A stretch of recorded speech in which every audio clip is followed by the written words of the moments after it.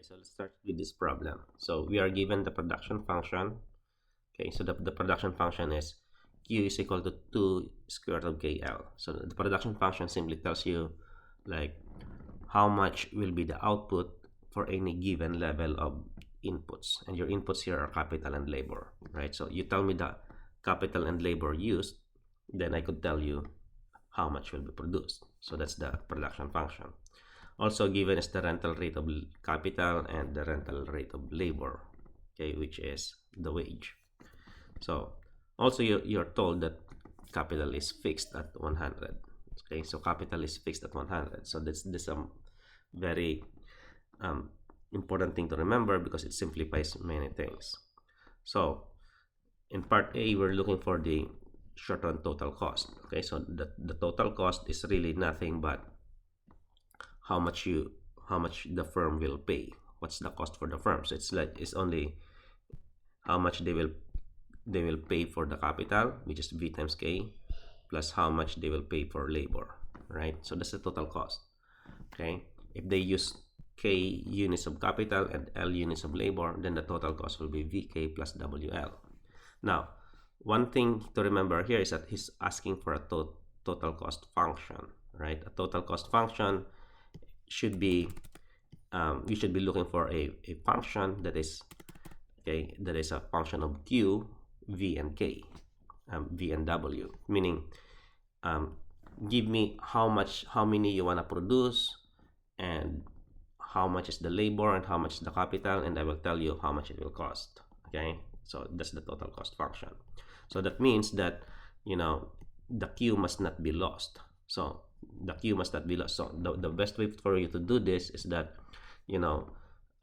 solve for L in terms of Q, right? So if I only have this L as a function of Q, then this C here will now be C as a function of Q. Okay, right? So but this L as a function of Q is really not that much of a problem because we have Q is equal to 2 square root of KL. Now Q over 2 is equal to square root of KL. Now Q square all over 4 will be equal to KL, and then L will be, okay, so from here L will be Q square all over 4K. Yeah, so from here you'll say L as a function of Q will be Q square all over 4K, right? But K is 100, so Q square all over 400 because L K is 100, fixed at 100. Now, so now that we know that, all we have to do is just simply plug it in, right? VK, okay, so this is my V, 100, 1, K is 100, W here is 4, and this is my L as a function of Q, right? My L as a function of Q is Q square all over 400. So once you have that, now I have a short-run total cost function, right? So important thing to remember is that it gives you the total cost for any given quantity that you desire to produce. Okay, now that you have the short-run total cost, all you have to do now is just simply solve the other costs that's being asked in part B. Okay, so you also want to solve the short-run average cost. Okay, short-run average cost is just simply the total cost divided by Q. So once I have this divided by Q, so it will just be that. Okay, 100 over Q plus Q over 100. Okay, so now in part B, all you have to do is put in some numbers. Okay, so if you want to produce 25, 50, and 200, so for every different level of Q, 25, 50, and 100, you want to solve the short-run total cost, which is this. All you have to do is just plug it in, and then short-run average cost, which is that, and then short-run marginal cost. Okay, the short marginal cost is Q over 50. Practically, you don't really need to to be given the short-run marginal cost, because the marginal cost is just simply partial of the total cost with respect to Q. So take the derivative of this with respect to Q. Okay, the derivative of 100 is 0. The derivative of Q squared all over 100 will be 2Q all over 100. Okay, and that's gonna be Q all over 50. Yeah, so short-run marginal cost is just Q all over 50. Okay, so that's the partial derivative of total cost with respect to Q. So now that you have those functions, just simply plug in for different values of Q. Q for 25, 50, and 100. So you do it for each of these costs: the short-run total cost, short-run average cost, and the short-run marginal cost. Now in part C, the question in part C is, suppose there is a subsidy of $1, right? Subsidy of $1 per vehicle. Okay, how much? How would such a subsidy impact the production function, right? The thing to remember here is that the first thing that you have to remember is how will those costs change, right? Okay, intuitively we have the cost, right? So we say the cost is how much you pay for capital, this VK, plus how much you paid for labor, WL. Now that you have a subsidy, right, minus whatever is the subsidy. What's the subsidy here? $1. Okay, minus $1 per vehicle, per unit. Okay, minus 1 times Q, whatever it is that you produce, is gonna be it, right? Now, as you can see here, this is minus 1 times Q, right? So remember that we already have this as this part here. Okay, total cost as a function of Q.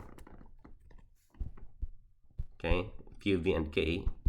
We already had this 100 plus 100 plus Q squared over 100. Okay, now we have to subtract this Q, right? So that's our total cost function, right? Now what will happen to our marginal cost?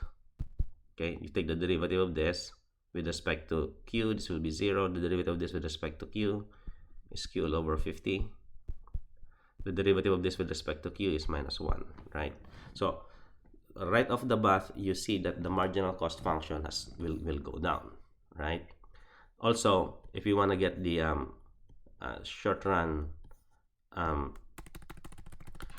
average cost, okay, so the average cost now will also fall down, right?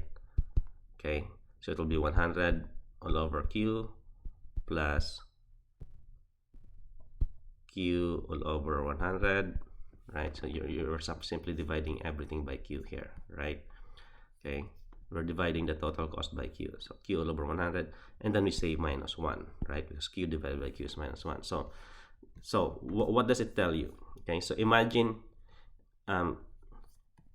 our perfectly competitive market, in a perfectly competitive market, right?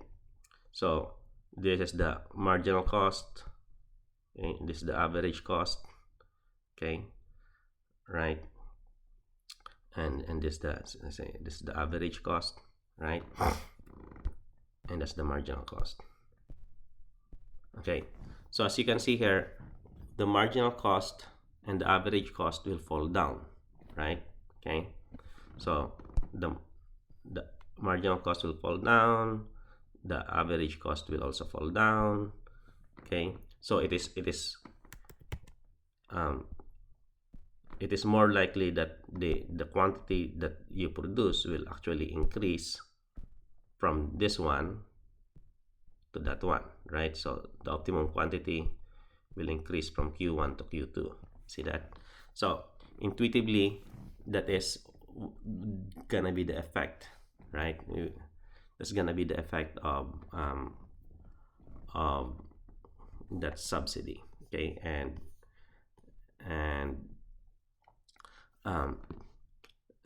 that makes sense, right? Because the cost has gone down, so you want to produce more, right? Okay, the cost has gone down by because of the subsidy. So if you are a profit maximizing firm, you want to produce more, right?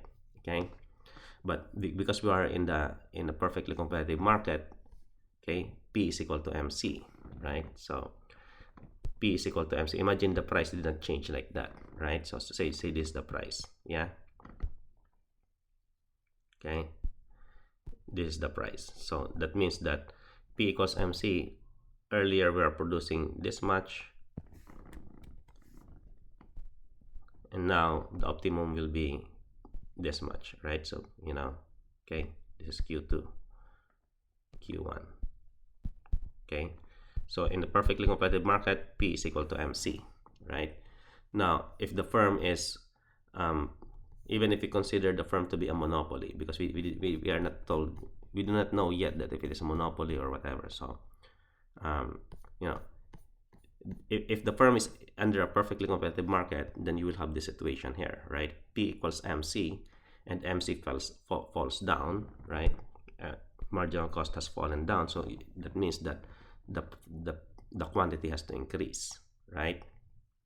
Okay, now even if you consider a monopoly, right? Let's say let's draw it quick for a monopoly, right? So in the monopoly, this is the demand curve, this is the marginal revenue, okay, this is the marginal revenue, and this is the marginal cost.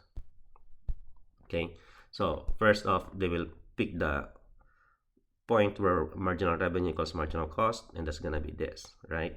Okay, so that's gonna be the optimum production, Q1, right? So that's the optimum. Now we are told that with subsidy, we know that with subsidy the marginal cost has fallen down, so it will shift down. So again, marginal revenue equals marginal cost will be that point. It's gonna be Q2. So as you can see, what's the impact of the subsidy? It will increase production, right? Either if we are in a perfectly competitive market, then you see it here, right? The firm will pick a point where P is equal to MC, and based on that, P equals MC here, right? Its decision will be to produce Q1. Now MC has gone down, again P equals MC here, right? That red bar. Okay, so P equals MC, then because MC has gone down, then Q has to increase to Q2. Now if we are having the monopoly situation, MR equals MC, that's the profit maximizing decision for the firm, right? MR equals MC means that it will produce at Q1 here. MR equals MC. Now with MC falling down, MR equals MC means you are here at Q2. So that's it.